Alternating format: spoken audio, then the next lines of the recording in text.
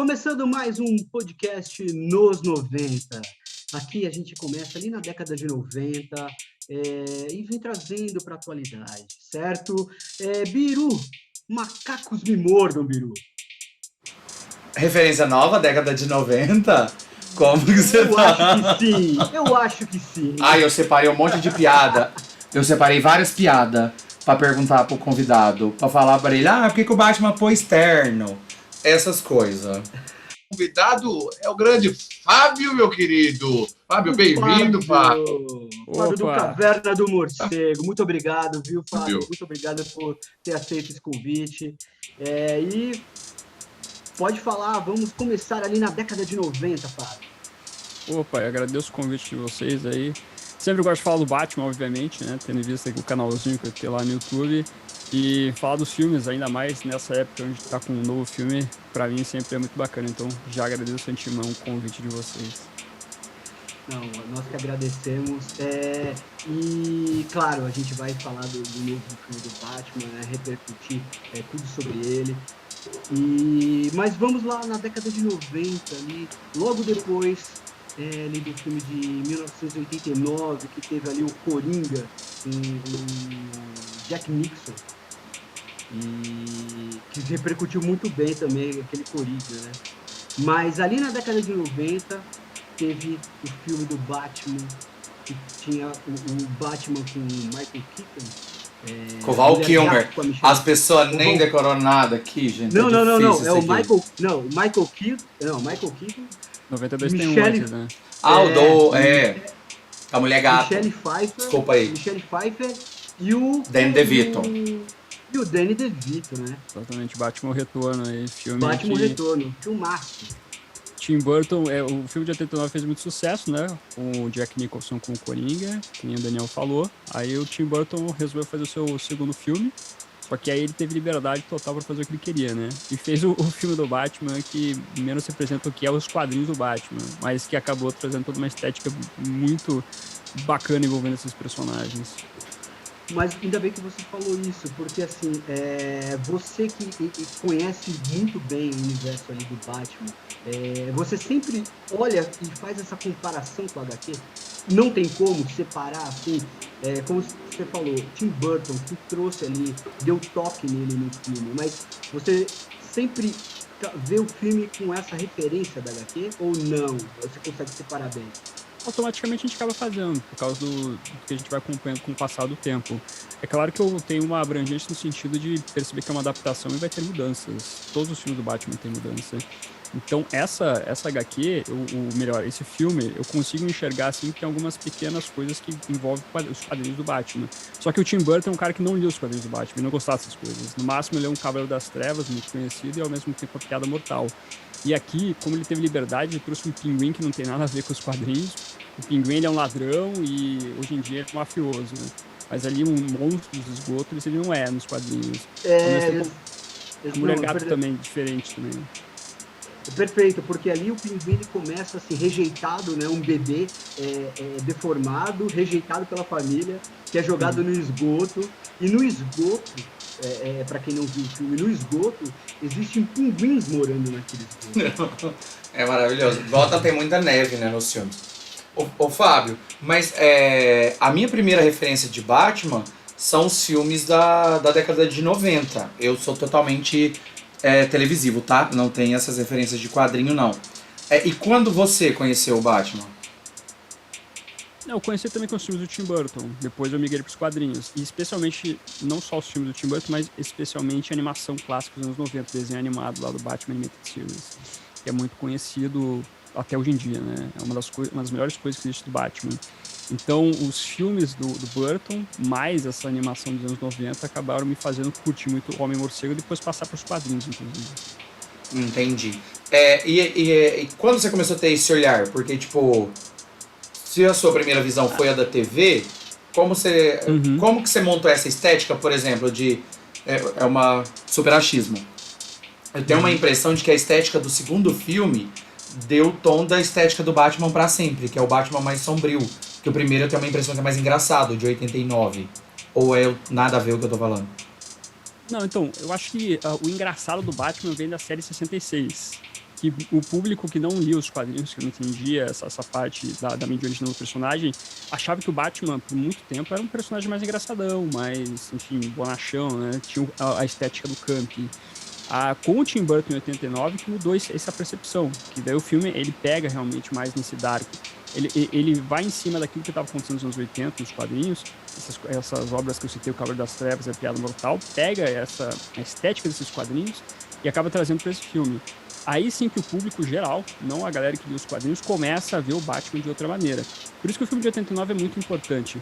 Porque ele consegue trazer essa parte das trevas do Homem do Morcego. E aí acaba sendo povoada a partir dali perpetuamente, por assim dizer, né?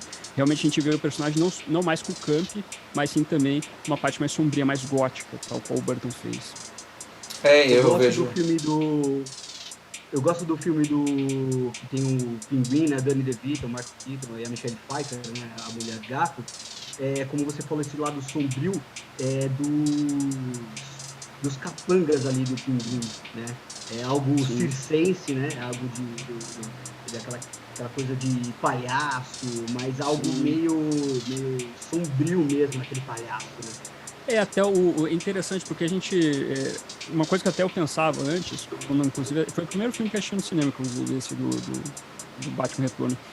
A gente acha que o Pinguim foi criado até a fase adulta dele por pinguins, né? O que não faria muito sentido.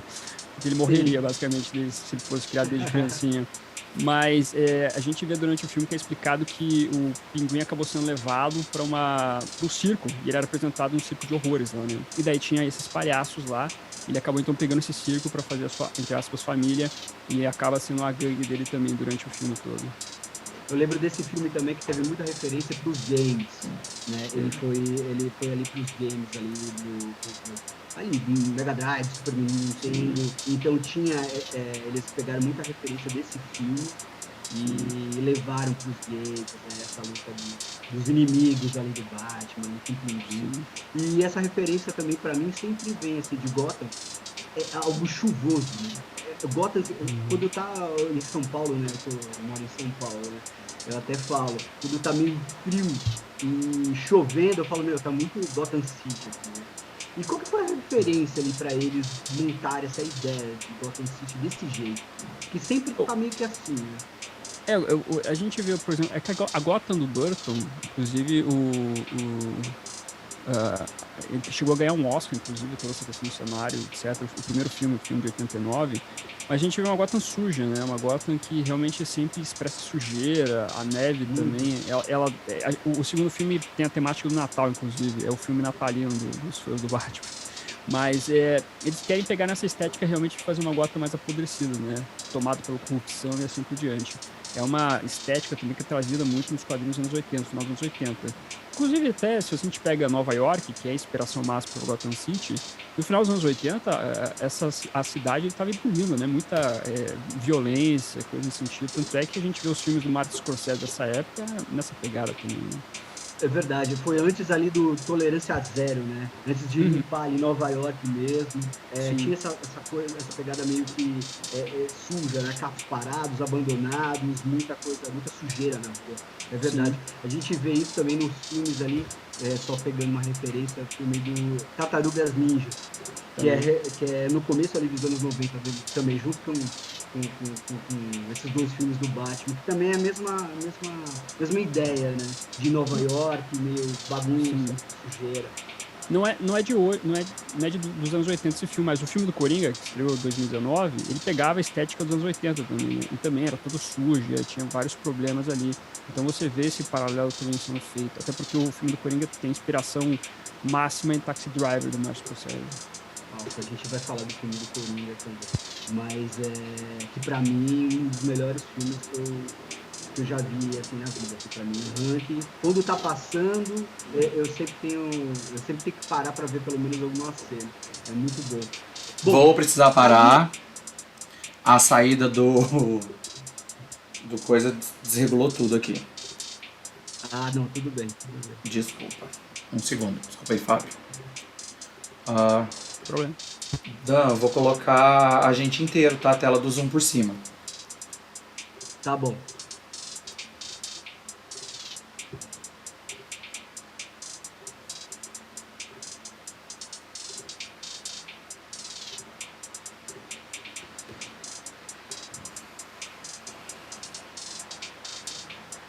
Manda no grupo aí. Se ele for voltar, ele avisar antes, porque aí a gente tem pelo menos um corte decente, Ok, tá? tá.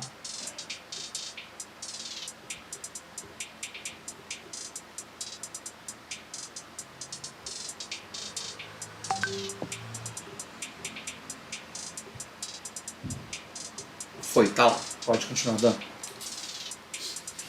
Então tá. Continuando no filme ainda do Batman Retorno, né?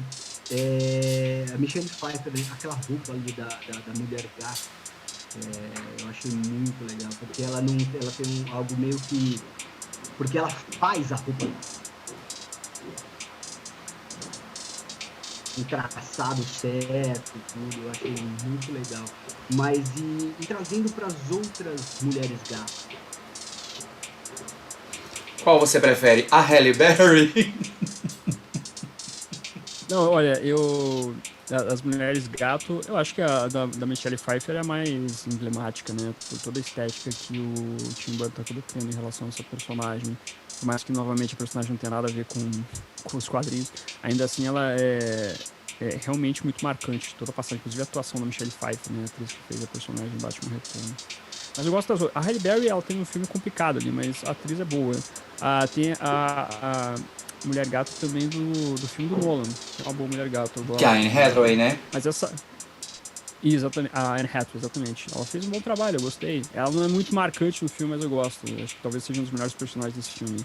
Mas eu gosto muito da última Mulher Gato, que é a Zoe Kravitz, que acabou pegando muito o que é realmente o quadrinho. Ela foi perfeita, assim. Pegou uma personagem que vem num bairro pobre de Gotham City e consegue ali estabelecer um paralelo bacana com o Batman, assim, no sentido do cara, o rico de Gotham City, com uma pessoa que é menos abastada, né, que também vive num lugar muito complicado de Gotham City. Eu gosto muito dessa última Mulher Gato. Ô Fábio, de 0 a 10, o quanto a gente pode falar mal do Batman perto de você? Fique tranquilo, eu, por mais que eu goste do Batman, eu sei que tem muita gente que às vezes tem críticas em relação a uma coisa ou outra, e tudo bem, tá permitido. Tá, o primeiro Batman da trilogia, que não pode ver uma loira, não te incomoda? Qual Batman? O do Val Kilmer? É o do Michael Keaton e o do Val Kilmer. É uma loira atrás de uma loira e ele enterra elas assim, porque ele tem um probleminha com o luto, o Batman, né? Ele não tem um luto bem vivido. Já começa nos pais deles, aí o povo some com a menina no churrasco. A primeira loira, como que ela chama? A fotógrafa. A Kim Basinger, que é a Vicky Vale. Vicky, isso, ó, é a Vicky. E é um cara rico que gosta de ser rico. É aquela trama de tipo os milionários benfeitores. Isso não te incomoda, não? Tipo, você fala, ai, Batman. Você me cansa um pouco. Não, então. Essa questão dele ser bilionário em Gotham City.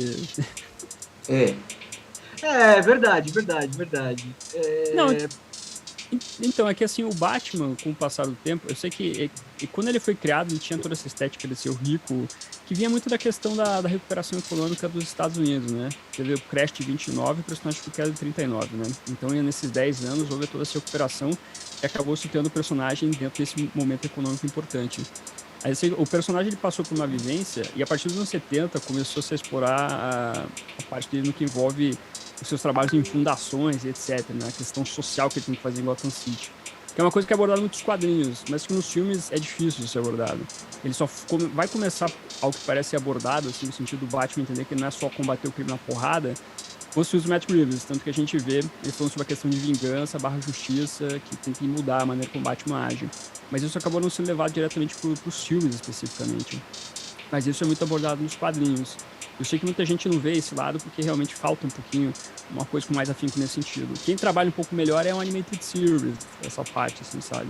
A animação. Eles falam muito desses momentos, mas isso acaba ficando devendo nos filmes. Ali eles só abordam realmente o Batman, indo mais nessa pegada da violência. E o filme do Michael Keaton, o filme do Tim Burton, os dois, são os Batmans mais violentos que nós temos. Assim, o cara chega matando geral. O primeiro filme nem tanto, assim. Ele começa a matar no momento que descobre que o Coringa matou os pais dele. A partir do segundo filme, ele chega incinerando todo mundo e realmente o cara é bem violento. Inclusive, ele vai voltar no filme do Flash agora, dessa parte. Então, e você acha que vai sair esse filme? Do Flash vai Você ser jura? assim, inclusive. É o Flashpoint. Das animações, é uma das que eu mais gosto, que eu assisti animações. Chupa essa, Daniel. O Daniel acha que eu tô aqui, ó, super perdido, não sei nada. Mas eu assisti as animações. Porque o Ezra Miller não para de ser preso. Você não acha que isso vai prejudicar, não? Não, então, o filme já tá filmado, né? Já fizeram todo o filme, inclusive na CinemaCon que rolou ontem, tá rolando na verdade, que é uma feira envolvendo os exibidores de cinema, eles divulgaram o trailer do filme. E a galera curtiu bastante, inclusive o Batman do Michael Keaton. A galera realmente gostou muito da aparição dele. Então... A gente vai eleger aí o melhor Batman aí, na opinião de cada um ali, dos anos 90, pelo menos. Mas, pô, eu vou George colocar Clooney. meu voto que o meu... Não, meu George Batman Clooney. é o Michael Keaton, não tem Ai, como. para. Beetlejuice. Mas a gente vai pro Batman do Val Kilmer, certo? Você tá muito apressado, eu preparei mais pauta. Não. Nossa, A gente tá passando o filme. A gente tá passando o filme aqui, ó. Do Michael Keaton, a gente vai ali pro filme do Val Kilmer. Que vem, assim, bem diferente aí dos outros dois filmes, né? O filme do Val Kilmer é que, assim, tem toda uma história por trás do que aconteceu envolvendo os bastidores. O filme do Batman Retorno, como o Tim Burton pode fazer o que ele quiser no filme, ele fez essa estética bem intensa, o Pinguim é um cara cheio de problemas, violento, tem um lado sexual pesado com ele. Isso afetou o marketing do filme. O McDonald's, que era um grande parceiro do filme do Batman Retorno, sofreu muitas reclamações dos pais que viram uma associação de um filme que era adulto, Batman Retorno, com crianças. Aí então a Warner viu todo esse problema do marketing e, entre aspas, demitiu o Tim Burton do terceiro filme. O Tim Burton ia dirigir o terceiro filme, só que daí com esse problema chamaram outro diretor, Joe Schumacher. Aí o McDonald's, inclusive, ele chega a participar um pouco assim no roteiro também do terceiro filme do Batman, esse Batman Eternamente. E aí acabam fazendo uma coisa muito mais leve. Tanto é que se você pega o primeiro diálogo do filme, é o Alfred falando pro Batman se ele comer alguma coisa, e o Batman diz, eu vou passar num drive. Verdade. Exatamente, fazendo então essa associação aí. Então o filme acabou sofrendo com essa parte comercial e acabou trazendo essa nova versão do Amor Seco com um novo diretor. E vem numa pegada bem diferente dos outros, né? Perdeu. E aí parece que vai... tem os bastidores ali, que o Val Kilmer sofreu muito com a roupa, né, do Batman. Sim. Ele um pouco mais duro. Fala até no documentário, né? Ele fala muito isso no documentário dele, do Val, que tá no Amazon. Ele fala muito que sofreu ali com a roupa do Batman. O que você diz? Não, ele é um dos caras que mais reclamam, né? Eu acho que todos os atores acabam reclamando da roupa porque ela realmente é claustrofóbica. Eu acho que o cara que mais sofreu foi o Michael Keaton, que pegou a pior das roupas. Ele realmente não conseguia girar o pescoço. Nos outros filmes ele até consegue um pouco, sabe? Se você ver o Batman Retorno, ele dá uma giradinha com o pescoço. Ainda é difícil, mas ele não consegue, no primeiro filme, ele não consegue fazer nenhum movimento com o pescoço. Nos outros filmes os caras sofrem também, porque é uma armadura pesada, muito complicada, então todo mundo que acaba vestindo aquele uniforme se sente mal, né? Dependendo de como você leva isso, realmente você fica muito mal representando o Batman. O George Clooney, que é o próximo ator, ele chega a falar que ele não escutava nada, ele não conseguia interagir com os atores, ele aí ficava surdo, então ele só decorava as falas e ia falando. Então, realmente não era uma das coisas mais legais. Acho que até tem uma fala do Val Kilmer destacando que... Recording in progress. Se o Batman usasse essa armadura, realmente uma criança conseguiria derrubar o Batman, né? Então, pra você ver que não era uma coisa legal. O Val Kilmer deu umas reclamadas, ele também era um cara que talvez teve problemas na produção com o diretor, até por isso que ele foi substituído depois também, e o outro ator entrou no papel do Homem-Morcego. Poxa, foi na sequência, né? Teve 2 filmes ali com o Michael Keaton, depois Val Kilmer, depois já mudou de novo pro George Clooney, né? O George Clooney na época também tava hypado, né? Ele era muito solicitado ali, ele vinha acho que de uma série, né? Se eu não me engano. O Plantão Médico, Plantão Médico, isso. Ele vinha ali do Plantão Médico. E, bom, mas voltando pro filme do Val Kilmer ali, teve ali um grande vilão ali, mas na verdade foi o ator, né? Jim Carrey. Sim. Jim Carrey estava muito em alta. Sim. Ele tinha feito Ace Ventura. Máscara, Debbie Máscara. Lloyd. Sim. Tava muito legal. Sim.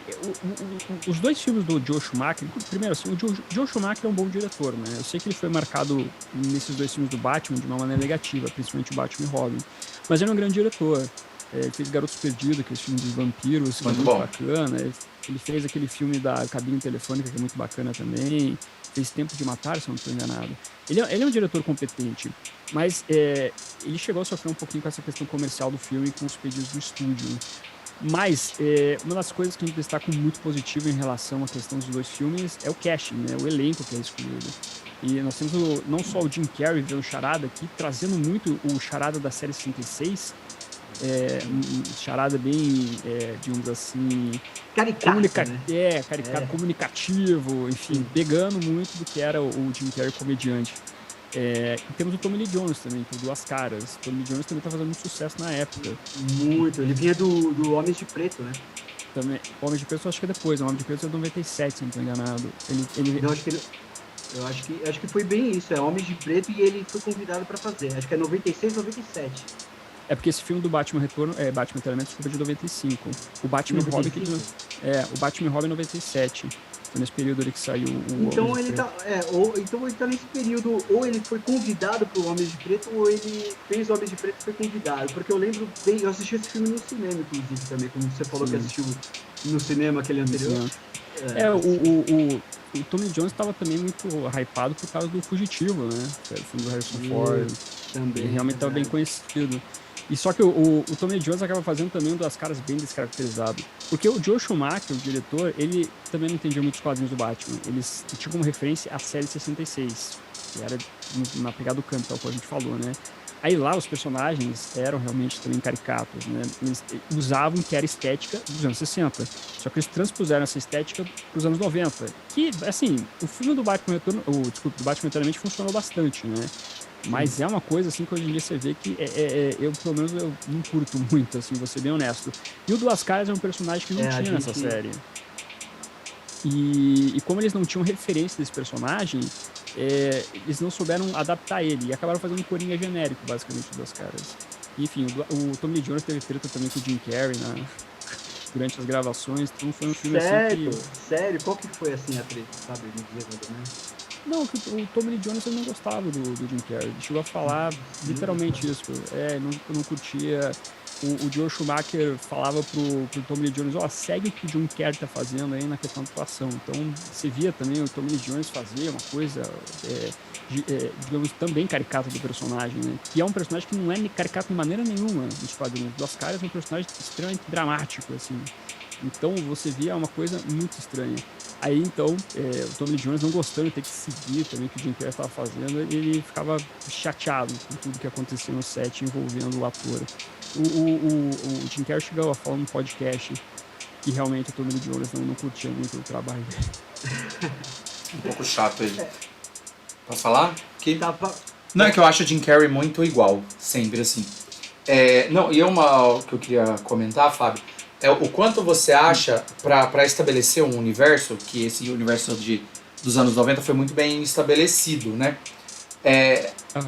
A dificuldade de você colocar, porque todos os filmes praticamente, a história de origem do personagem, se não começa falando, vai vir um processo. Então, tipo, Coringa precisou falar, Mulher Gato e etc. Você acha que hoje em dia ainda tem essa necessidade de mostrar a perspectiva de criação para o público criar uma identificação? Da origem do Batman ou dos vilões? Batmans e vilões. Todo mundo. Eu acho que dos vilões é interessante uma citação, assim, da maneira como ele é criado. Mas pro Batman, eu acho que a galera já tá, assim, já faz parte da cultura pop como um todo. O pessoal já sabe exatamente como o personagem foi criado. Tanto é que no último filme eles não precisaram abordar isso. O Batman já começa no ano 2. Já tá 2 anos ali combatendo o crime.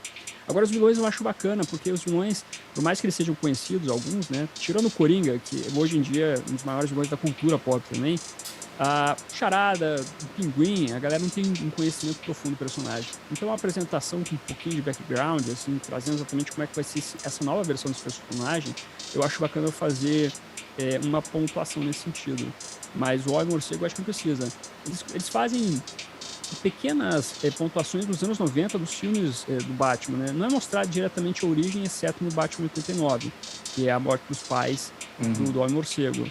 Mas, por exemplo, um período assim de treinamento, como é que o Bruce Wayne se tornou Batman, é difícil a gente ver nos filmes, né? O Batman eternamente dá uma arranhada no sentido da dor do personagem, inclusive mostrando novamente lá a morte dos pais, né?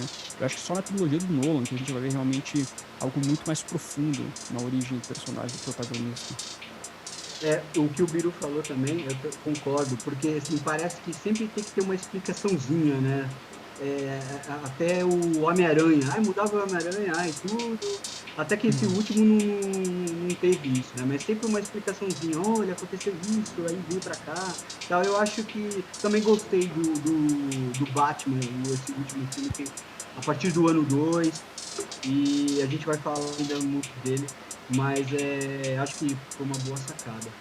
Indo ali pro filme do Batman do George Clooney, e o Arnold Schwarzenegger, o vilão de Schwarzenegger? Eu amo. Nossa, eu acho a cara do domingo no SBT. Nossa, isso é verdade. Esse filme eu reassisti recentemente. Tem coisas que se salvam. Gosto muito do Alfred, que é vivido pelo Michael Gould, nos 4 filmes, inclusive, do Tim Burton e do Joe Schumacher, né? É um bom ator, ele faz um bom personagem durante o filme. Agora, o filme em si, ele é muito mal construído. Os vilões têm objetivos terríveis, contradizem o tempo inteiro. O Batman, o Robin é um personagem inútil nesse filme. Ele tem lá um objetivo de querer ser independente, mas ele não consegue ser independente até o final do filme. Tem um arco horrível de construção. Eu gosto da Erva Venenosa. A Erva Venenosa tem uma boa apresentação. Eu comentar, uma dessa irmã é bem legal. A construção dela também é muito boa. Muito boa, muito boa. E eu ia chamar um detalhe também que é terrível. É o close na roupinha. Sim. Na roupinha colada, na bunda do Batman, na bunda do Robin. Por quê? Por que isso?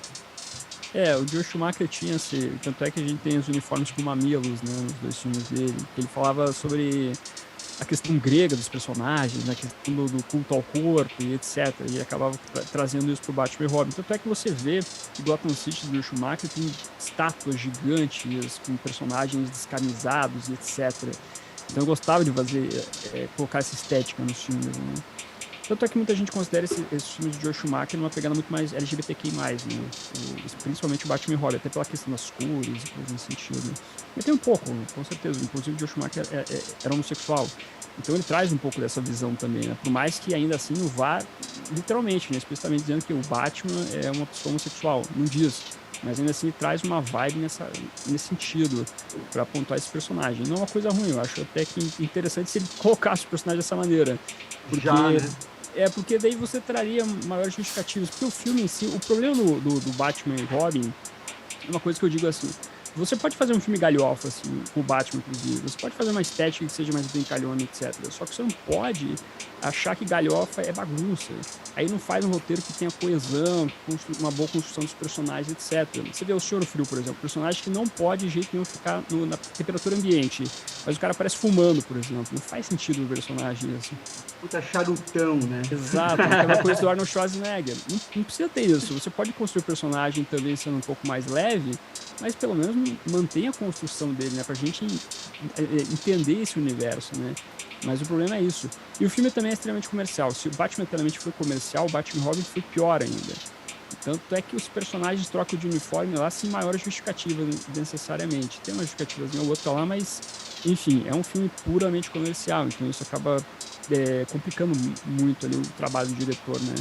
Enfim, acabou sendo marcado como um filme bem fraco e eu acho ele bem fraco também, né? Tem umas coisas boas, mas...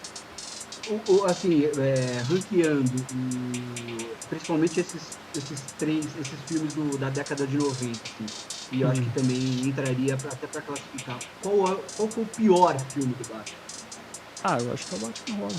O Batman Robin. Tem Chris O'Donnell, impossível ser o pior.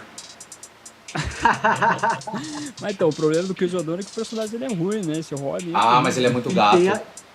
mas tem a Batgirl também, que é... Ruim. É a Nicole Kidman. Ela é muito gata, Não muito é. gata, mas ela é ruim. Não é a Nicole Kidman, não. Alicia Silverstone. Ah, é a Silverstone, disfarça, que era- é do 4. Que era a crush A Patricinha, ali do a momento. Patricinha. Patricinha de Beverly Hills, exatamente. Sim, exatamente. O Batman Robin, enfim, de novo, a estética do filme ela até que é interessante, mas é um roteiro ruim, mal construído, então acaba sendo o filme, como filme mesmo, não funciona pra mim. Poucas coisas salvam. O Alfred é o que salva pra mim esse filme. Inclusive, é um dos únicos filmes do Batman dos anos 90 que faz uma boa construção do relacionamento de pai e filho do Batman com o Alfred. Isso é muito bom. Isso funciona bem no filme, mas o restante não funciona. Qual momento assim que você lembra dessa relação? Não, tem um momento que o Alfred, nesse filme, ele tá com uma doença, a doença de McGregor, e ele tá morrendo com o passar do filme. E você vê toda a construção assim do crescimento que envolve o Bruce e o Alfred. O Alfred cuidando do Bruce pequeno, realmente o Bruce enxergando o Alfred como pai. Isso acaba sendo bem elaborado no filme. Até a dedicação do próprio Alfred com a figura do Batman, né? Uma construção do super-herói Batman. E se você assiste o filme, você vê essa parte funciona. Mas o restante, assim, que realmente não dá. Não, realmente.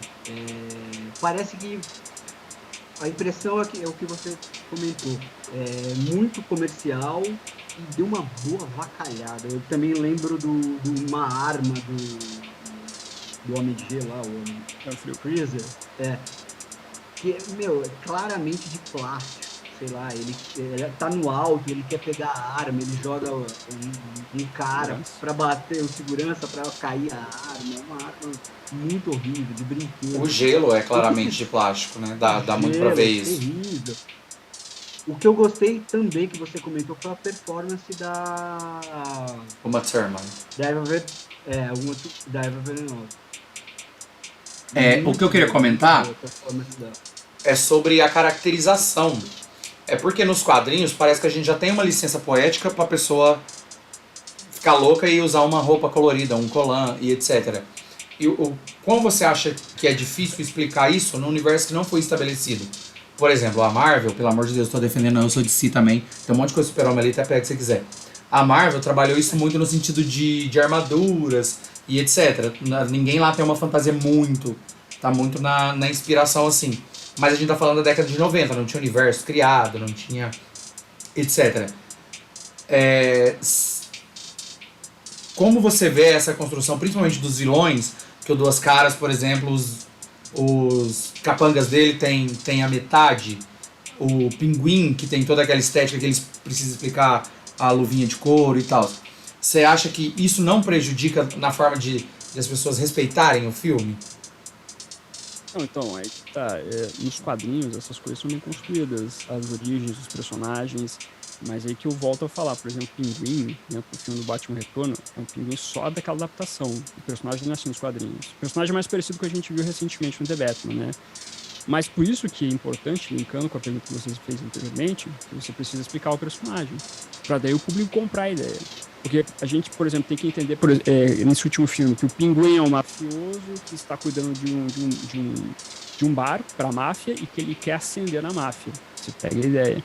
A Mulher Gato, por exemplo, é uma personagem que vem no bairro pobre de Gotham City que precisa ascender porque tem um bando de rico maluco destruindo Gotham City. E o Batman tem que entender isso.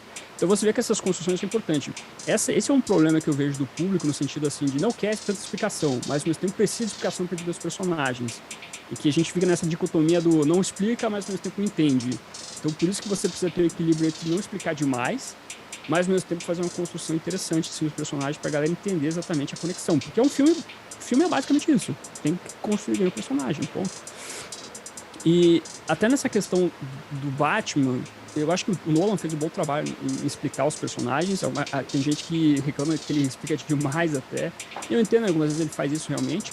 Mas se a gente pega esse novo Bativerso sendo construído, o Homem-Morcego do Matt Reeves, está sendo criado realmente o universo. Eles vão fazer uma série do Pinguim, por exemplo, para explicar o personagem, um pouco mais a ascensão que ele fez em Gotham City. Vai ter uma série, possivelmente, do Asilo Arkham, que é o sanatório famoso de Gotham City. E vai ter um quadrinho para explicar a origem do Charada também, né? O ano 1 do Charada. Então você vai ver gradualmente ali tendo também um universo sendo expandido envolvendo o Batman. Mas eu acho que tem que ter um equilíbrio sempre, sabe? Em relação a esses personagens, porque eles são muito ricos nos quadrinhos. Por exemplo, Duas Caras que eu citei, né? Que foi horrível no Batman Eternamente, eles explicaram porcaria nenhuma do personagem. Ele ficava sendo um Coringa genérico. Você tem nos quadrinhos toda uma explicação dele ser um promotor público que acabou sendo marcado pela máfia e etc. Nas animações você vê isso também sendo explorado bem, sabe? Então sempre é importante você construir esses personagens a ponto do público também entender eles, porque eles não são unidimensionais.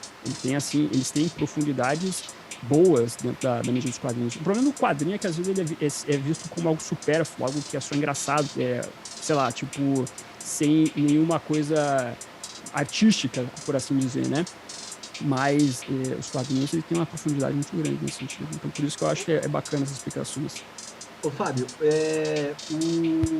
falando do Charada, não, do Duas Caras, então ele chega mais próximo do Duas Caras do Cavaleiro das Trevas? Exatamente. Ali o personagem foi bem construído. Tem uma animação recente que saiu que é Batman ao Longo das Bruxas, que é focado também no Duas Caras, no Harvey Dent. E ali é um personagem que também tem uma boa construção, sabe? Então, se a gente pega, por exemplo, Duas Caras, que assim, na trilogia do Nolan realmente ele fez sentido, aí você vê realmente uma profundidade do personagem, né? Você vê a construção gradual do cara ali querendo defender o Gotham City e depois o cara vira um vilão.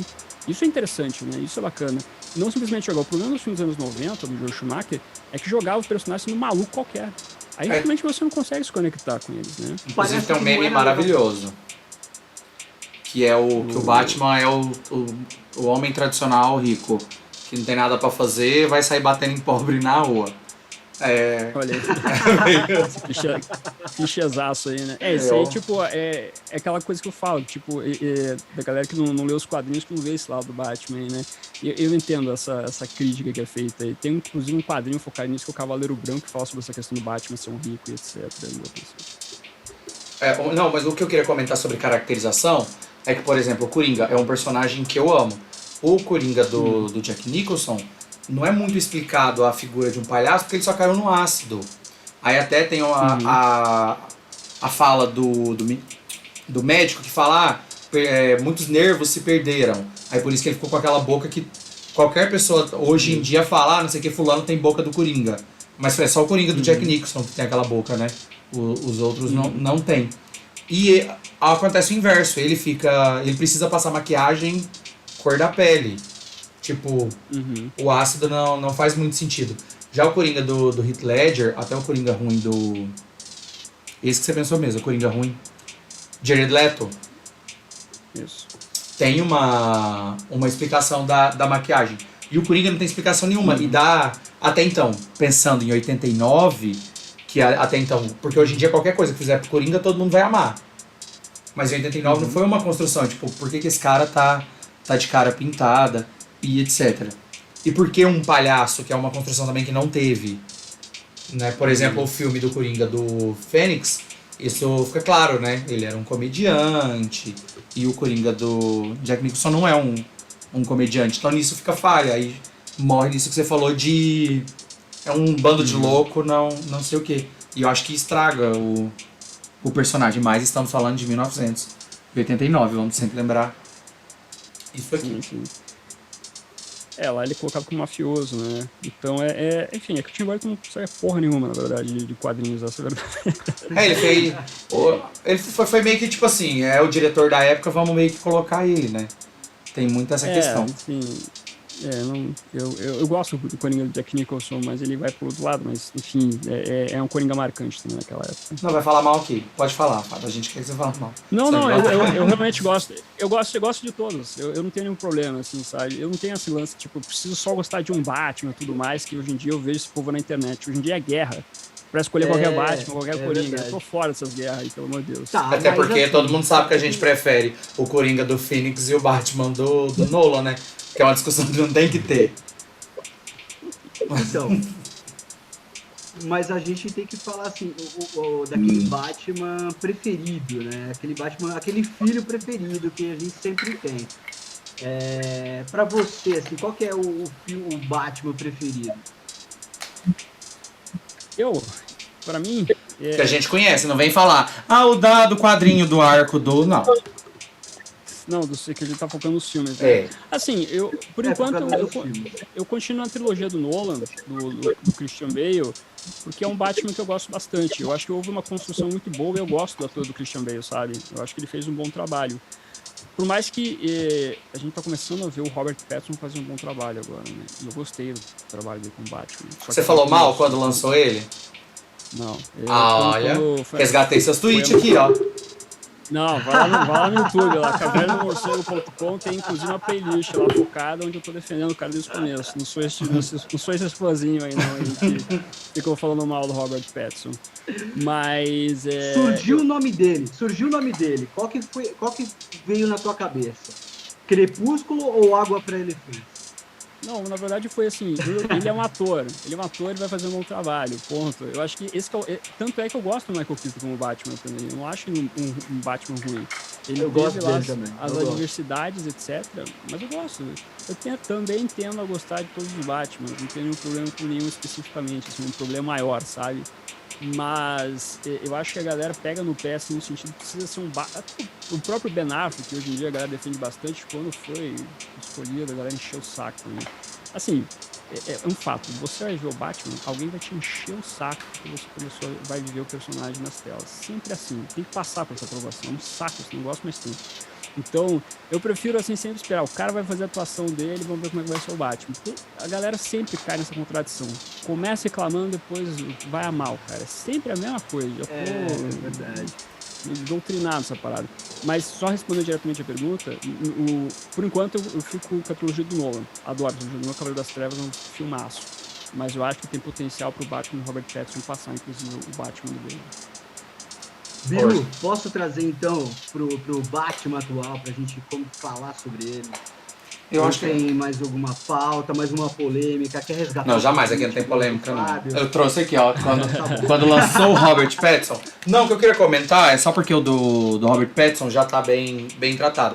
É sobre, quando a gente fala de animação, por exemplo, não consigo pensar em nenhum agora, minhas referências são tudo Marvel, me desculpa, é que eu só assisto coisas que passam na televisão, hypadas.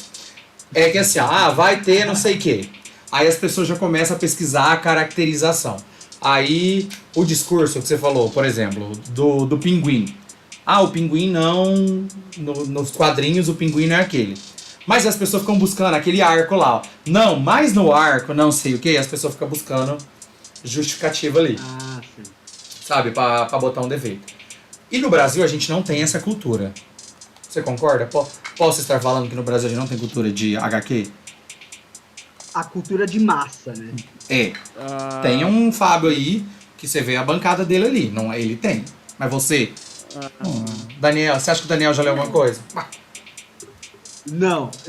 O meu herói de infância sempre foi o Batman, mas baseado no. Não, é sério, baseado no filme do Batman do Tim Burton. Ponto. Sempre gostei do Batman, mas eu vou até o filme. Eu não fui pra HQ. Até eu ia sugerir, depois de responder a pergunta do Biru, o que você sugere pra quem quer começar a ler algum HQ, entender melhor do Batman, por onde que deve começar? Sim. Então, eu discordo da posição do Pedro, porque até nos Estados Unidos a galera não tem a cultura em relação à leitura de HQs, está cada vez mais se deteriorando porque o pessoal não tem tanto mais interesse. Até porque os quadrinhos tem uma complicação para você entrar nesse universo. Esse negócio de universo compartilhado é muito bonito no começo, é uma maravilha. Mas depois ele entra num processo tão complicado que você tem que ler 14 mil coisas para entender o que está acontecendo hoje em dia. Até para assistir. Tem uma Marvel aí, ó. Que, exato, olha, é isso que eu tô falando. Eu vou chegar no Doutor Estranho, vou chegar lá falando, mas não, cadê o Batman do Robert Pattinson? E largar isso aí, esperar. Então, vai complicando. Essa é uma problemática, então, dos quadrinhos. Mas eu acho que vale tanto para os Estados Unidos como para o Brasil. Assim, a galera fica tanto quanto perdida nessa questão de caracterização, às vezes pegando elementos... Por exemplo, esse Charada novo, teve uma galera que não curtiu muito a estética dele. esse tem que ser um serial killer. Da onde que o Charada é um serial killer? Mas se você pega os quadrinhos, onde o Batman tem 83 anos, literalmente, você vai ver várias caracterizações de Charada. Então uma vai se adequar a essa nova versão do personagem. E ao mesmo tempo, uma das coisas que melhor caracteriza o Batman é um personagem mutável. É o personagem que consegue mudar e ainda assim continua sendo atraente para as pessoas. Inclusive, ele vai ser cada vez mais atraente se ele mudar cada vez mais. Quando o Christopher Nolan foi conversar com o editor-chefe da DC, ele perguntou, né, o diretor, o que eu posso fazer com esse personagem? Aí o editor-chefe da DC, que é o Paul Levitz, falou, olha, faça o seu Batman. O Batman é um personagem que ele acaba crescendo quando ele tem novas perspectivas, quando você faz novas coisas com ele. Então, quando você vê um diretor trazendo a sua versão Homem-Morcego, isso é benéfico pro personagem. Tanto é que eu não critico tanto o Tim Burton. Eu sei que o Tim Burton ele não leu os quadrinhos, etc., mas ele trouxe uma estética diferente pro personagem. Isso acabou sendo benéfico pro personagem. Então é sempre legal ver essa evolução. Então, os quadrinhos vão ser o celeiro de ideias para você construir os filmes do Homem-Morcego. E a galera vai ficar muito aficionada por causa dos filmes, realmente, porque o filme é uma mídia muito poderosa. Então, eu acho que tanto no Brasil, nos Estados Unidos, a cultura em relação ao quadrinho, ela não é tão grande. Mas quando você fala de filme, aí sim o negócio acaba sendo muito mais popular dentro da cultura. E qual que foi a pergunta, Daniel? Eu, por exemplo, para quem quer começar a entender melhor ali, isso, por onde devo começar? Olha, então, tem um quadrinho que é, pra mim, o essencial pra você começar a ler qualquer coisa do Batman, que é Batman Ano 1, que basicamente vai mostrar o primeiro ano de atuação do Morcego, desde o momento onde ele decidiu vestir, ou por que ele vestiu essa armadura de Batman, e começou a combater o crime. A gente sabe mais ou menos como é que é, mas ali você tem toda uma exploração um pouco mais profunda, né? Tem os roteiros do Frank Miller, muito conhecido nos quadrinhos, e os desenhos de Mazzucchelli, belos desenhos. Então começa por ali que é bacana. Eu acho que ele é a piada mortal para você ver a origem do Coringa, é sempre importante. Tem um quadrinho que eu gosto muito de recomendar, que ele é muito gostoso de ler, que é Batman ou Longo Dia das Bruxas. Teve uma adaptação em animação, mas eu recomendo ler o quadrinho. HBO, inclusive, né? HBO agora tá disponível, muita coisa. Tem na HBO Max. Tem lá, a animação é bacana, mas eu recomendo ler o quadrinho. Mas legal. Lá mostra, por exemplo, a origem do Duas Caras, toda a passagem para transformar o personagem nesse vilão conhecido. Tem muitos quadrinhos de origem assim, do personagem. Eu gosto muito de um que fala sobre essa questão da construção do Batman ser um super-herói, que é Batman Ego, o nome do quadrinho. Onde você é um quadrinho tanto quanto shakespeariano até, onde você vê o Batman, o Bruce Wayne discutir com o Batman sobre como é que deve ser a atuação do Homem-Morcego em Gotham City. E fala sobre essa questão do Batman ser um símbolo de esperança. E esse quadrinho, inclusive, foi base para esse novo filme do Batman do Matt Reeves. O Matt Reeves citou esse quadrinho como uma das grandes inspirações envolvendo. Repete, por favor, qual que seria esse quadrinho? É Batman Ego.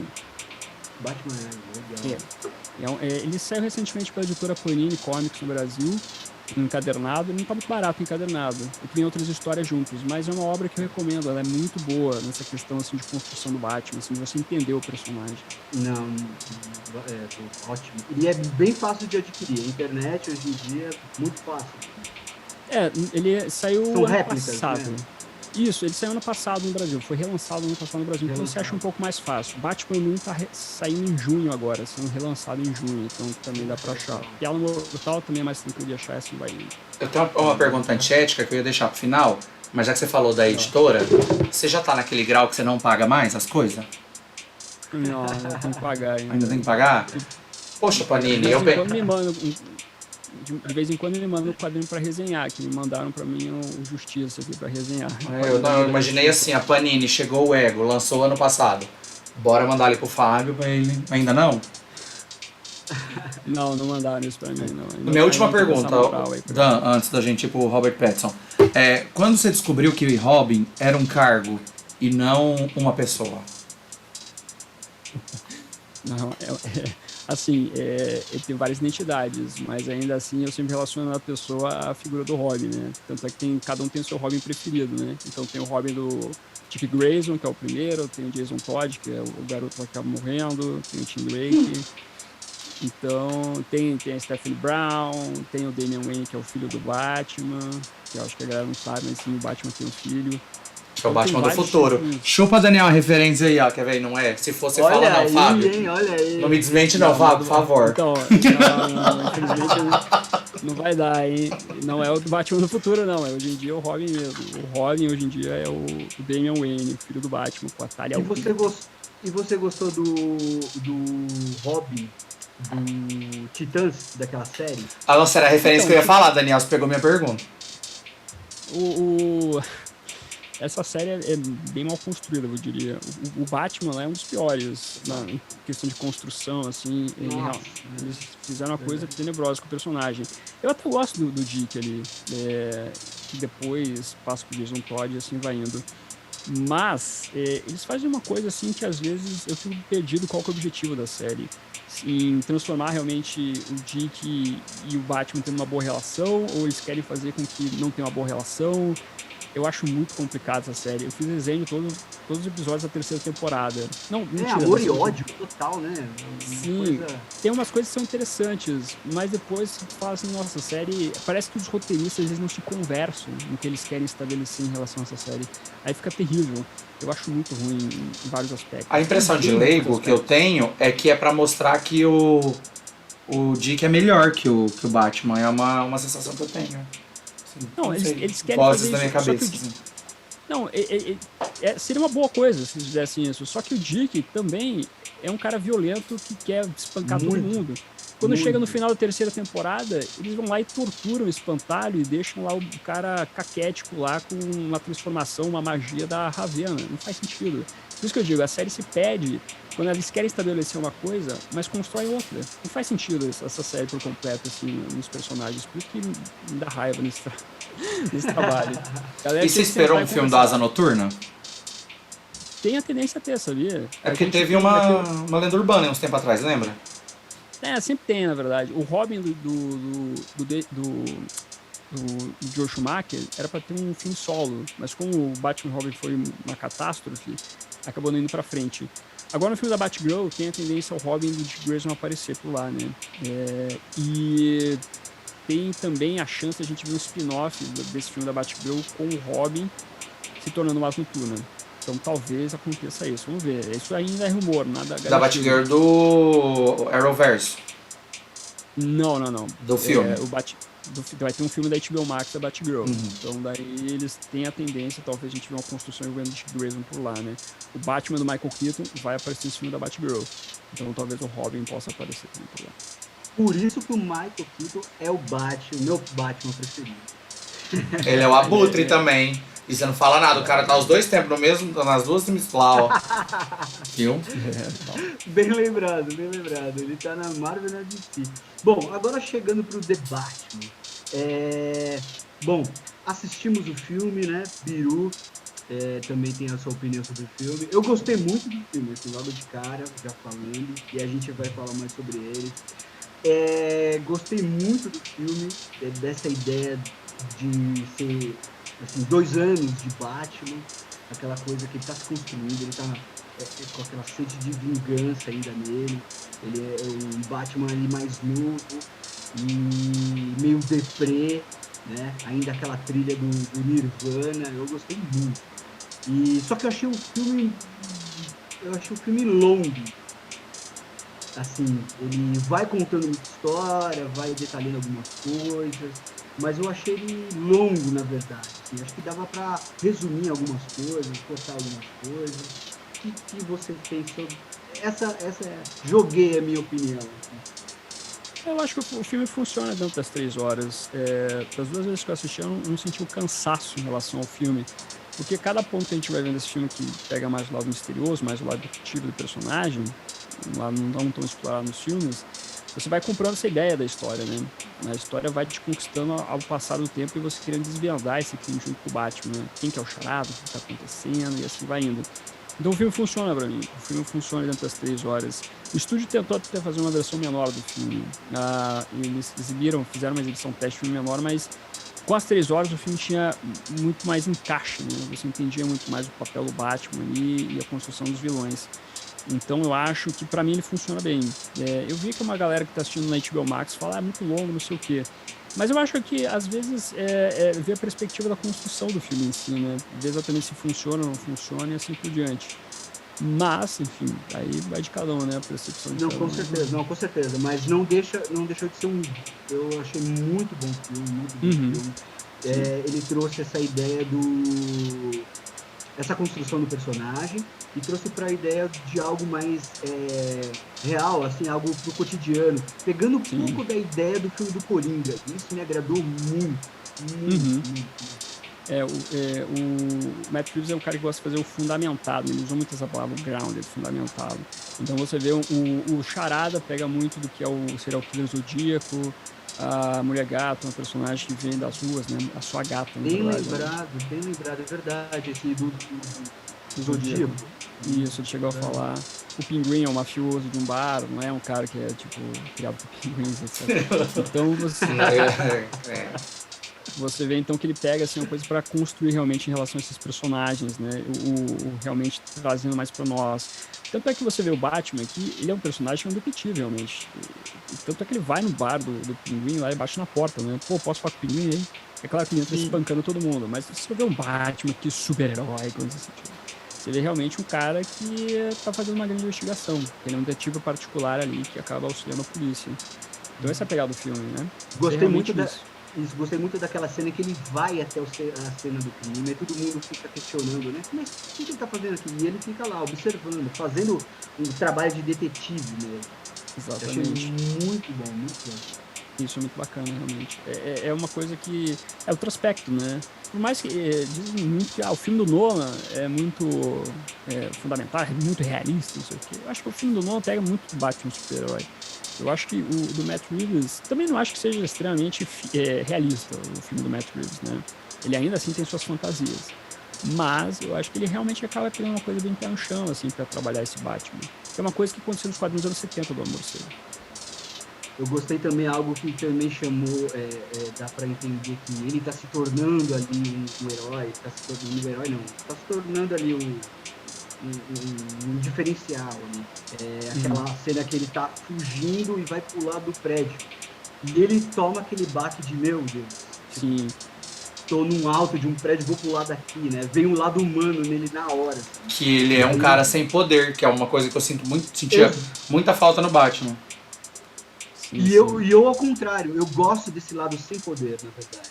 Ele é alguém Não, comum. deixa eu só comentar. Ele é comum, mas todo Batman que a gente tem, tipo o Batman dos 90 que a gente tava falando, ele se sente muito autossuficiente, ele é muito confiante, ele peita tudo, tá. ele faz tudo, entendeu? E ele não tem poder.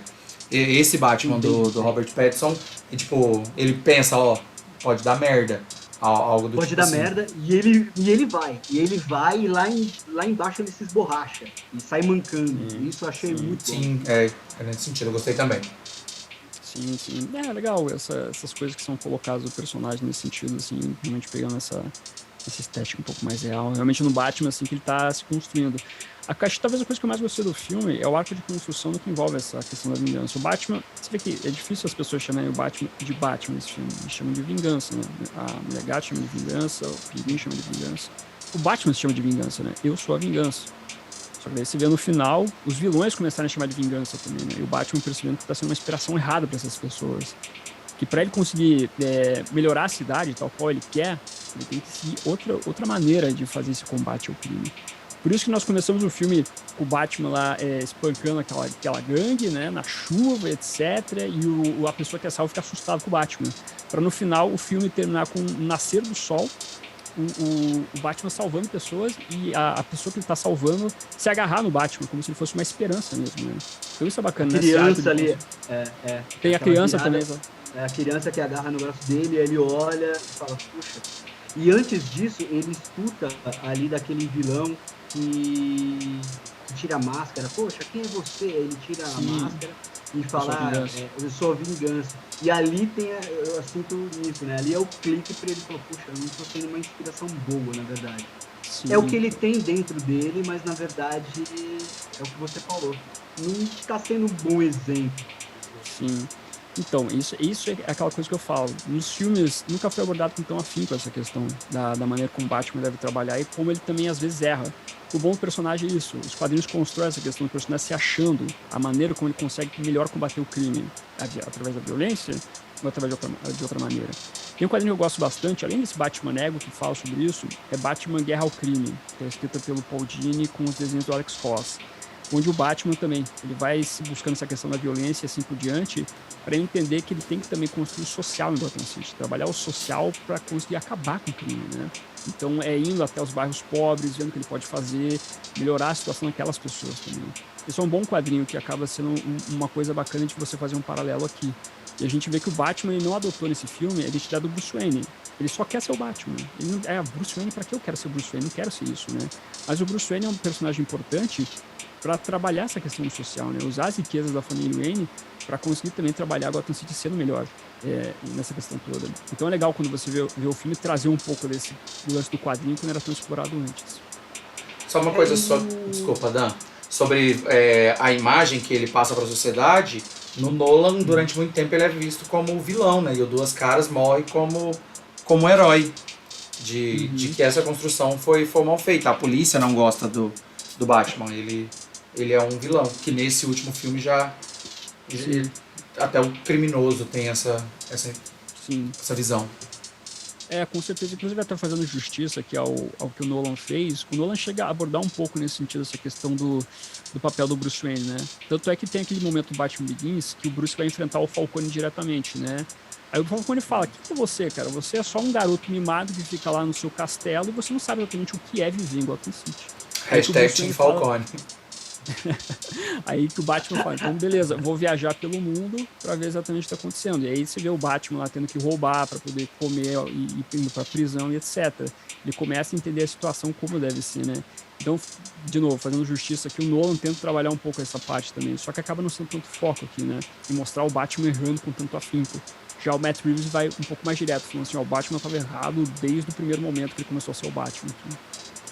Acho que o Nolan não pecou, não consigo falar uma palavra. A construção do Coringa, do Nolan, ele é muito amado por todo mundo, né? Tipo, todo mundo acha engraçadíssimo o Coringa explodir um hospital. É uma cena super icônica dele andando e não sei o que, tipo, e todo mundo acha o máximo. E eu acho que é impossível que no roteiro tinha algo daquilo, tipo, uma cena para fazer isso. O Heath Ledger virou, tipo, comedião, assim, e é uma cena super pesada. Sim. O Nolan... Pode falar. Não, o Nolan fez um bom trabalho assim, na construção dos personagens, especialmente o Coringa, né, que ficou muito marcado. E é um Coringa difícil de se bater hoje em dia, né? Por mais que a gente vai ter o Coringa também do Matt Reeves ali, né, que já foi apresentado, que vai ser o Barry Keoghan, que vai viver o personagem, né? Mas ainda assim o Nolan fez um trabalho interessante com esses personagens e construiu uma faceta profunda deles, né? O Coringa é um personagem que parece muito nos quadrinhos, que é aquela figura que você não sabe quem que é, né?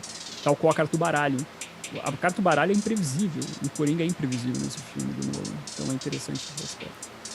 E puxando já, aproveitando, falando do Coringa, né? O Bidu levantou a bola. E o filme do Coringa, assim, pra mim, um dos melhores filmes, assim, no meu top 10 de filmes que eu já assisti. Top 150 do Dan. Escuta os outros episódios. Não, ele já falou uns 10 filmes aqui, ó. Não. Top 10. Não, top 10 facilmente. Eu ia falar top 5, mas não. Top 10, facilmente esse filme do Coringa. Muito bom, muito bom. Eu tinha esperança de esse filme do Batman ter alguma relação com esse do Coringa. O Flashpoint vai te resolver isso, certeza. Por que não teve esse... Por que assim, vai ter continuação? Vai ter alguma relação? Ou o filme do Coringa foi aquilo, acabou? Não, então... Alguma coisa... assim, quando o Matt Reeves estava trabalhando com o Batman, ele não sabia de nada que estava acontecendo em relação ao Coringa do Joaquin Phoenix. Era um projeto autoral do Todd Phillips, o diretor, né? Então, cada qual vive no seu universozinho diferente ali, né? Entendi. O lance com a DC é o seguinte, você tem que pensar como se fosse esse grande multiverso, né? cada filme representaria um universo, entendeu? O DCU até tá mais conectado lá, né? Que o filme da Mulher Maravilha, Aquaman, Superman e Caceta 4. Mas aqui, o Matt Reeves vai ter o trabalho dele autoral, entendeu? Vai ter o trabalho de construir o Batman dele com seus personagens. Ele tem a ideia de cada um desses personagens. O problema é quando você faz esse universo todo compartilhado, é difícil você trazer algo mais autoral para essas figuras, né? Então você não consegue trabalhar o Coringa da maneira como você quer e assim vai indo. Então, eu prefiro que seja separado, inclusive. Eu prefiro que o Coringa do Todd Phillips continue de outra maneira. Inclusive, tem a chance de a gente ter a continuação. Dizem que o Todd Phillips está trabalhando no roteiro. Estava trabalhando, parece que chegaram a um ponto lá que eles não estavam conseguindo decifrar a história. Ele continua trabalhando na questão do texto, né? Vamos ver mais pra frente se a gente consegue ter a continuação. Mas dizia a Helena que a gente poderia ter. E eu prefiro, assim, como eu destaquei, né, separado. O Matt Reeves faz o Batman dele, com os personagens dele, e o Todd Phillips, por exemplo, faz o Coringa dele, trabalhando exatamente o que ele pensa em relação a esses personagens. E você consegue ver um futuro do Coringa sem Batman? Então, depende. Por exemplo, nesse filme do Coringa, a gente vê no final que a família Wayne é assassinada, né? E fica o Bruce Wayne vivendo sozinho. Pode ser que a gente tenha um Batman ali também.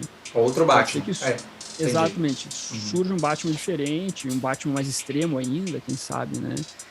Que a gente vê na perspectiva do Coringa, toda essa visão do Batman. Poderia ser interessante esse aspecto, entendeu? Uma construção diferente da história. Sim, exato. A partir do Coringa, esse olhar pro Batman, um Batman.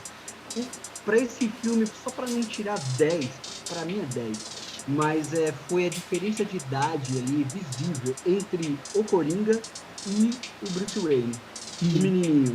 Porque para mim, eu fiquei naquela época, eu não sabia se ia ter continuação, se teria alguma coisa, um link, vai vir um Batman.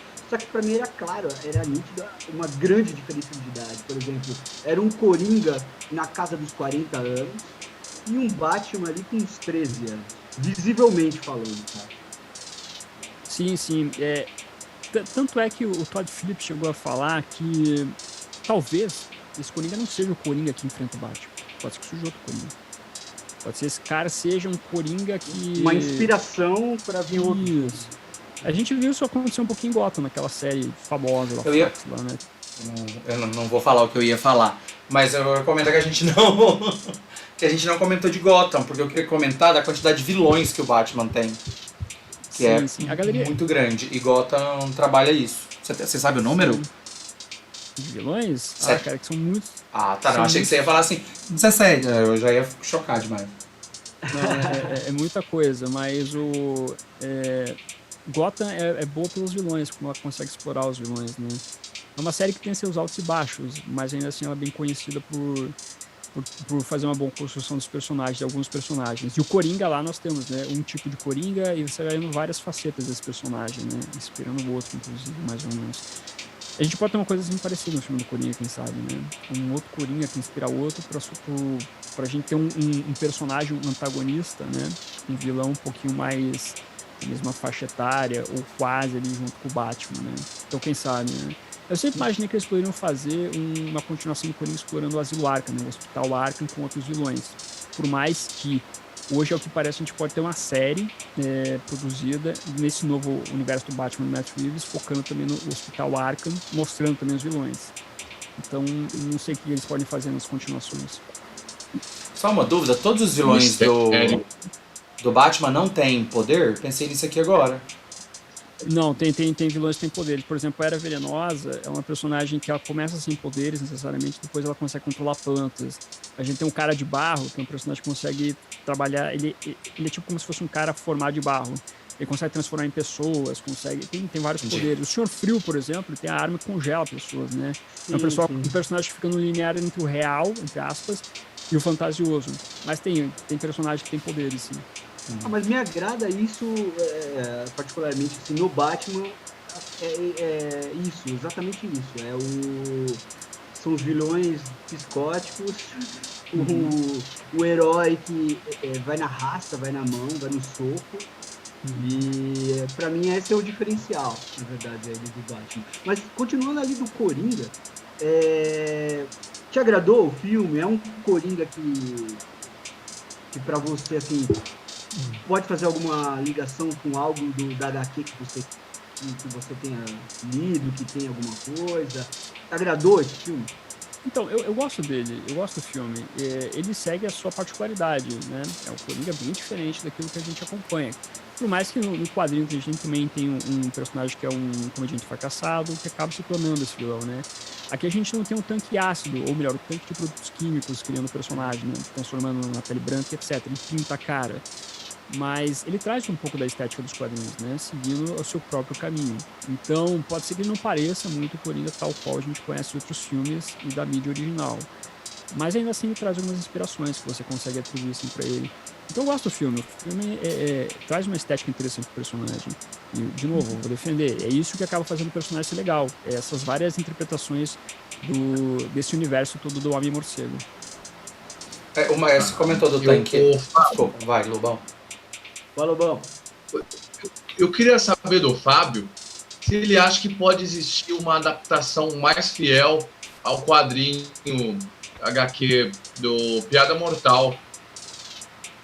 Então, eu acho que assim, com as várias adaptações que a gente tem no Coringa, hoje em dia talvez uma adaptação tão direta fique um tanto quanto batido, né? A gente teve adaptação em animação da Piada Mortal, que não funcionou muito bem. Eu não curto muito, assim, vou ser bem honesto, porque é um quadrinho que ele foi escrito por um cara chamado Alan Moore. Alan Moore é um roteirista fantástico, meio chatinho, assim, em alguns aspectos, porque ele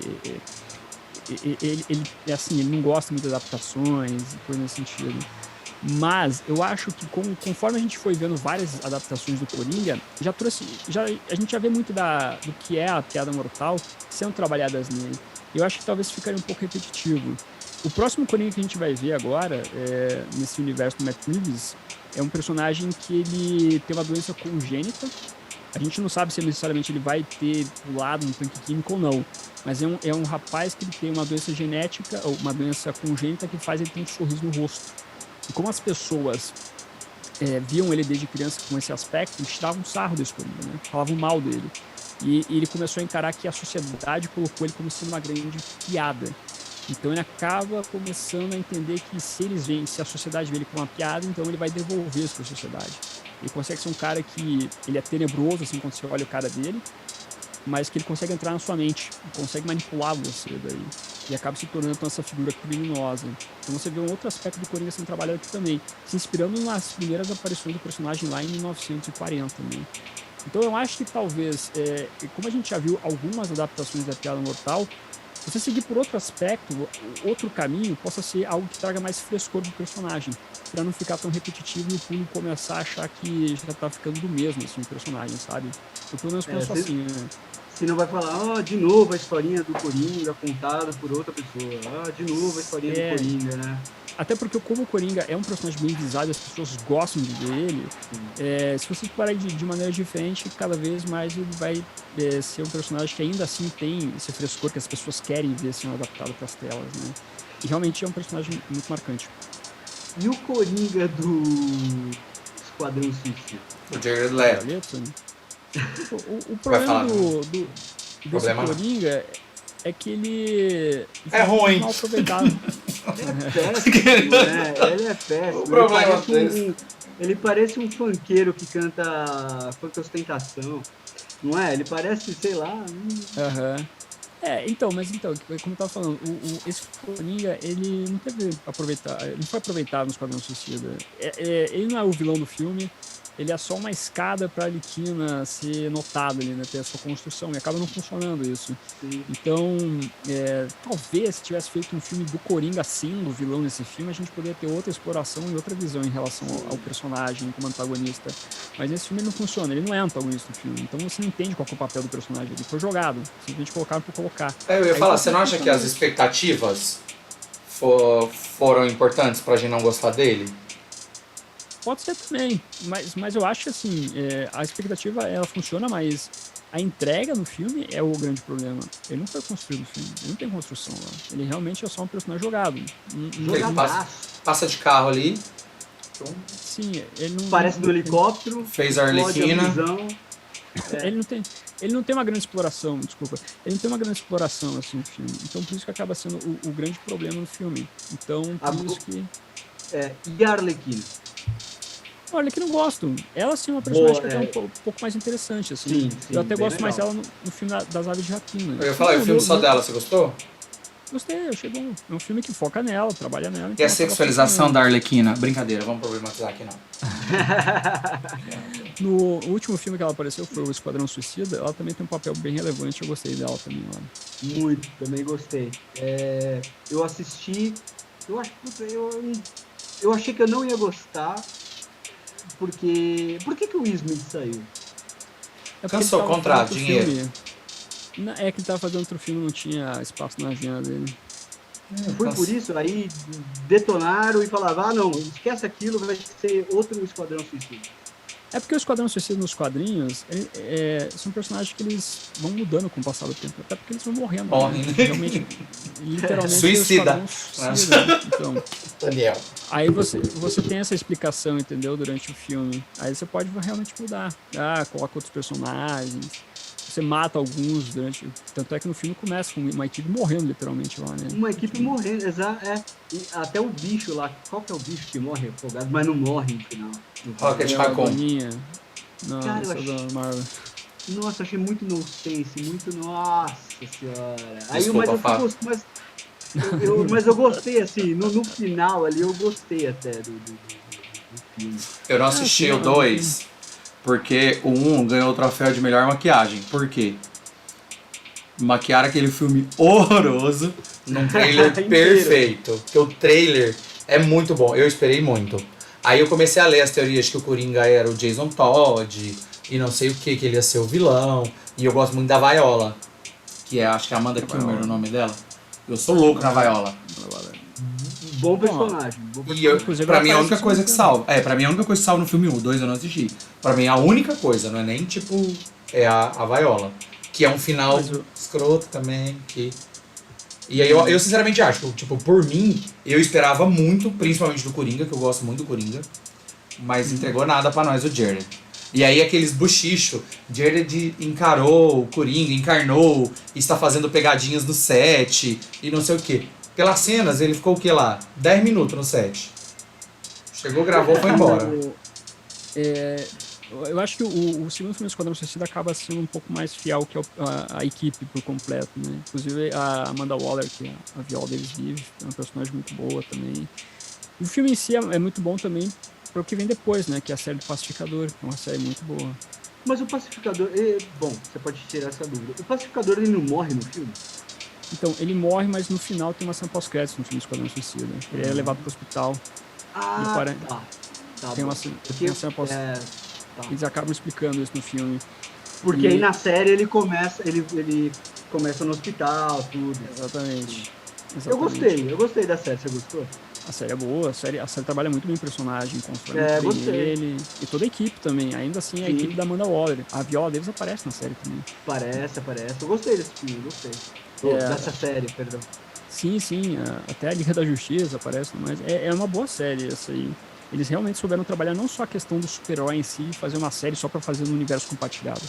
Eles fizeram a exploração do personagem, assim, do protagonista com seus problemas. O problema com os pais e coisa nesse sentido. Do pai dele, que é um nazista maluco lá. Nazista, sim. Eu até assistindo eu falava, nossa, os caras vão realmente explorar isso. E eles exploraram mesmo. Sim. Fizeram o cara ser um pau no cu do caramba, né? Desculpa, não sei se posso xingar aqui. Pode. Nessa porra desse podcast? Jamais. Um grande... Caralho. Um grandíssimo. Não, mas eu gostei também, cara. Gostei também do Pacificador. Gostei bastante. Uma boa série, fica a recomendação pra galera assistir, quem não pode assistir, né? Assista o primeiro filme do Esquadrão Suicida, do James Gunn, depois assista a série. Sabendo que é ruim.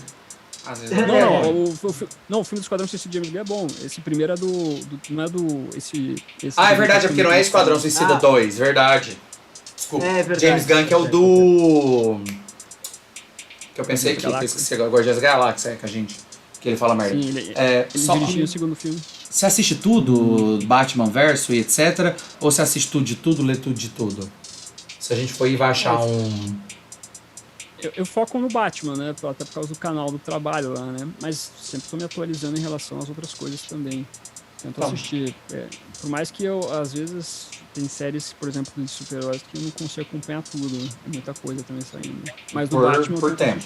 Então, vai... Oi, Lobos. Diga lá. Eu queria saber se o Fábio assistiu aquele da década de 60, a série. Esse aí eu assisti, cara. Inclusive tem um filme até, da série 66, o Batman do Adam West. Talvez a gente for falar de Batman melhor adaptado, o Batman do Adam West possa ser o melhor. Porque ele pega muito que é o espírito dos quadrinhos dos anos 60, da Era de Prata, e consegue traduzir muito bem esses quadrinhos para uma série. Então, eu gosto muito desse Batman do Adam West. Assim. Ele realmente é uma série que ela tem a sua leveza, tem a sua alegria, é muito colorido, até porque era um momento onde a televisão colorida estava começando. E talvez hoje em dia a galera que está assistindo não vá curtir muito esse Batman, mas ele funciona muito bem para a época. Ele é muito bem adaptado. Então é um tipo de série, inclusive do Tem filme, muito que vale a pena. clima. Tem todo o clima, né? As danças, tem muito aquele clima da década de 60. Sim, E inclusive. eu queria perguntar também quais são os piores vilões para o cinema que você acha que foram adaptados? Ah, vai ser ali do Schumacher, né? Vai ser o Duas Caras ficou horrível. E o Senhor Frio também eu não gostei. O Senhor Frio do Arnold Schwarzenegger ficou tenebroso. Porque o Senhor Frio é um bom vilão também. É um grande vilão. Quem quer conhecer o personagem, eu recomendo assistir a série animada dos anos 90. Tem um episódio chamado Coração de Gelo, que mostra a origem do personagem. É um personagem fantástico. E quando foi pro Batman e Robin, ficou daquela maneira tenebrosa. Então eu diria que é o Duas Caras e o Senhor Frio. Ô Fábio, aproveitando a pergunta até do Lobão, para você, qual que é o vilão ali, como fizeram com o Coringa, por exemplo, o filme do Coringa? Qual seria o vilão a melhor ser explorado, assim? Que teria essa história por trás, toda essa... Olha, eu vou sair um pouquinho do Batman. Vamos falar pro vilão aqui do universo como todo, Lex Luthor, o vilão do Super-Homem. Esse vilão seria muito bom de ser explorado num filme solo, assim. Eu acho até que o Todd Phillips deu uma ideia parecida pra Warner pra fazer um filme solo do Lex, assim. Vendo o Super-Homem como inimigo em Metrópolis, que é a cidade do Super-Homem lá, explorando essa vertente. Porque é um vilão muito mais interessante. O Lex Luthor é um grande vilão. Pra quem acompanhou, sei lá, Smallville, e outras produções do Super-Homem, sabe que o Lex é um vilão assim, muito, mas muito carismático. Então eu acho que ele seria um bom vilão. O Batman, o próprio Senhor Frio é um vilão interessante. Ele tem um background triste, que foi um pouco contado no Batman e Robin, mas é que não foi explorado bem. Mas ele tem... Da esposa dele, né? Exatamente, poderia ser explorado de uma maneira bem legal. O Duas Caras é um personagem que é interessante no sentido de ser um promotor público e daí ter todo o problema envolvendo a máfia, então daria um filme de máfia interessante. Que mais? A Arlequina também é uma personagem que ela traz uma estética legal de ser uma psicóloga dentro de um manicômio e acabar sofrendo com esses presos. Eu acho que talvez um personagem assim que seria bom para um filme é o próprio Asilo Arkham, o próprio sanatório. Você consegue contar várias histórias interessantes, até talvez narrar histórias através da perspectiva do próprio asilo. Asilo Arkham fazer ali, contar a história em cada episódio, ou talvez um filme, de um vilão específico, sabe? Então seria muito bacana. Ô Fábio, você falou que tem a intenção de ser feita uma série sobre isso. Bacana. Que hoje, o que está confirmado envolvendo esse universo do Matt Reeves? Além da continuação agora de um quadrinho para falar da origem do Charada, tem também uma série do Pinguim, né? Foi uma ascensão do Pinguim dentro de Gotham City depois do primeiro filme. Nisso cogita-se fazer uma série do Asilo Arkham, realmente, focando lá, talvez mostrando a origem do Coringa desse universo nessa série, assim, sabe? Tem como mostrar tudo que envolve o asilo, os personagens. A intenção da Warner é fazer realmente um grande bate-verso hoje em dia, envolvendo toda essa estética do Matt Reeves. E assim, para bater de frente mesmo até com o que vem sendo essa ascensão e domínio ali da Marvel, né, hoje. Essa sequência de filmes, de engancho de um personagem, de um herói pro outro, tudo. Sim. Eu só espero que não siga. Eu acho que não vai seguir, mas eu só espero que façam algo um pouco diferente, sabe? Porque eu gosto dos filmes da Marvel, eu não tenho nenhum problema, é divertido, mas às vezes vai ficando meio. Sabe a mesma coisa? As coisas. Os filmes às vezes não tem tanta diferença entre si, vai cansando um pouco, sabe? Então, se a gente tiver um paralelo assim que mude alguma coisinha ou outra, você acaba num frescor envolvendo esses filmes de super-heróis. Eu acho isso importante também. Por isso que eu quero ver o Matt Reeves trazer a sua versão desses personagens e não fazer uma coisa meio pasteurizada, assim, sabe? Tipo, mais o mesmo, que eu acho que não vai ser legal. Tem Eu algum acho que esse vilão? último filme do Batman. Posso ir? Tem algum Eu ia vilão? falar, acho que Algum... esse último filme do. Eu acho que esse último filme do Batman trouxe essa ideia nova, assim, e diferencia bem, para mim, pelo menos, dos filmes do que vem sendo filmes da Marvel, né? Sim, sim, com certeza. Eles realmente pegaram foi uma pegada diferente. E isso já é bom. Isso é importante também, pra gente ter algo diferente envolvendo esses personagens.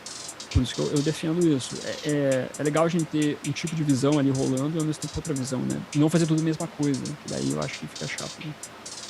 Tem algum vilão ou algum arco que você gostaria que fizesse? Ou que você acha que pegaria bacana no cinema? Não, então, o que eu tô contando é que nessa continuação do novo filme do Batman, que eles explorem o Sofrio. É um vilão que eu gosto bastante. Realmente é muito interessante toda a pegada que envolve o personagem. Então, eu gostaria muito de ver ele sendo adaptado. A galera fala muito da Corte das Corujas, que é uma sociedade secreta em Gotham City que lida com a elite da cidade. Talvez seja uma coisa bacana de se explorar, né? Mas eu foco nesse vilão do Sr. Freeway. Se eventualmente tiver, eu ficaria muito feliz. E você tem alguma esperança do Flashpoint? O filme do Flash vai ser interessante. Eu acho que vai ser legal pra você até fazer homenagens ao que envolve todos os filmes da DC, né? Não só esses novos, mas os antigos também. Super-Homem 78, o Batman do Michael Keaton vai aparecer, as séries também da DC. Então eu acho que vai ser uma coisa interessante. Eu tô contando que possa ser um trabalho bem legal, hein? Você viu que era pra Supergirl ser ou a Marquezine ou a Isis Valverde? Sim, eu vi. A Marquezine hoje ela tá indo pro filme do O Blue Besouro Beetle, Azul, né? Besouro Azul, hã? Besouro Azul, né? Mas eu vi que ela foi cogitada, mas acabou ganhando a Sasha. Qual que é o nome da É personagem? Sasha alguma Da coisa. atriz. Enfim, eu esqueci o nome dela, peço desculpa. Mas Mas as duas não fizeram a última etapa do teste, Isso, exatamente. por causa Mas do a Covid. Supergirl, eu acho que. É. A Supergirl acho que vai ser uma boa personagem também nesse filme. Enfim, eu confio que esse filme possa ser um filme bem interessante pra galera. Legal. Ô, Fábio, terminando aqui o nosso episódio de hoje, falando do Batman, o que a gente pode esperar agora para o próximo filme? Vai explorar mesmo, então, a chegada do Coringa? Boa. O Charada vai sair de cena? O que... Não, então, não contem com o Coringa sendo vilão no segundo filme. Eu não contaria. A gente não posso garantir nada, porque, enfim, a gente nunca sabe o futuro. Mas o Matt Reeves falou, olha, tem esse personagem aqui, o Batman já enfrentou o Coringa. Tem até a cena deletada que foi revelada na internet do Batman conversando com o Coringa, né? Mas o Reeves falou, olha, só coloquei lá porque esse personagem já existe em Gotham, ele já fez alguma coisa. Mas eu não quero necessariamente colocar no segundo filme Coringa, o diretor dizendo, né? Ele quer simplesmente colocar o personagem sendo realmente essa figura que tá lá. Por isso que eu digo, talvez a gente veja o personagem sendo explorado na série do Asilo Arkham. Talvez assim a gente possa ver algo envolvendo ele. Eu acho que o diretor ele vai pegar outros vilões para explorar nessa continuação. Pegar, talvez, como disse, o Sr. Frio, talvez Cortas Cruzes, talvez outro vilão que é chamado Silêncio, o Rush, possa ser explorado nesses filmes também. Então eu acho que ele vai fazer uma coisa diferente. Eu não acho também que o Matt Reeves vai escolher os mesmos personagens que o Nolan fez na trilogia dele. Pra dar uma diferenciada também, sabe? Uma quebrada. Tanto é que por isso que eu acho que o Coringa não vai ser colocado no segundo filme. Tal qual foi o Batman Begins pro Cavaleiro das Trevas. Então acho que é só pra deixar ali. Mas eu acredito que vai ser explorada a figura do Bruce Wayne sendo um bilionário que quer ajudar Gotham City dessa vez na parte social. E talvez eles façam uma exploração nesse sentido, né? De como o Bruce pode ser uma pessoa melhor para Gotham City, não simplesmente ser o Batman batendo todo mundo. Eu acho que é um propósito interessante você trabalhar com o personagem. O Bruce amadurecendo, né? Porque ele pegou ele era o vingança ali. Ele só tava com aquela vingança, meio que vou fazer isso. Quando ele se sente que ele pode ser algo mais, ele pode ser mais importante, né? E o personagem vai amadurecendo. Eu acho que vale a pena mesmo explorar. E tem previsão? Nem tem previsão, né? Não, ele foi anunciado, a continuação foi anunciada ontem, na CinemaCon. Então, ontem, o dia que a gente tá gravando, né? Mas eu acho que tem tempo ainda pra gente ver realmente quando é que vai ser anunciada a data. O diretor vai ter que escrever o roteiro, né? Então vai demorar um pouco agora, mas que ele tenha tempo do mundo pra fazer o filme que ele quiser, assim, sabe? Porque eu acho que também tem que ter um bom tempo o cara conseguir maturar as ideias e fazer um filme bem construído, né? Não fazer a toca de caixa, porque daí acho que fica... Só porque tem que fazer, tem que continuar e aproveitar o hype do que foi o primeiro. E a crítica o filme foi bem aceito, né? Foi bem assim. Foi bem assim. Os críticos gostaram bastante, o público que foi no cinema gostou bastante também, né? Então é um filme que realmente fez bastante sucesso. Né? No bilheteria ele foi bem também, para a era da pandemia, ele fez números muito bons. E ele fez muito sucesso também na chegada da HBO Max agora, recentemente. Muito sucesso. Eu acabei vendo na HBO Max, mas é porque não deu realmente para ter ido ao cinema, mas é um filme que é um filme de cinema, é para assistir no cinema mesmo. Até aproveitando a homenagem aí desse ar mais dark. Mas não, agradecer, obrigado, Fábio, muito obrigado. Passar o serviço, Caverna do Morcego em todas as redes? O principal é youtube.com/Caverna do Morcego, mas no Instagram é @Caverna do Morcego, no Facebook Caverna do Morcego, só no Twitter que é @BatcaveBR, tudo junto, que você me acha lá também. Mas agradeço o convite, é sempre bom falar sobre Batman, tamo junto aí. Muito obrigado, Fábio, pelo papo, sempre é bom falar do Batman. Encerramos por aqui e fui!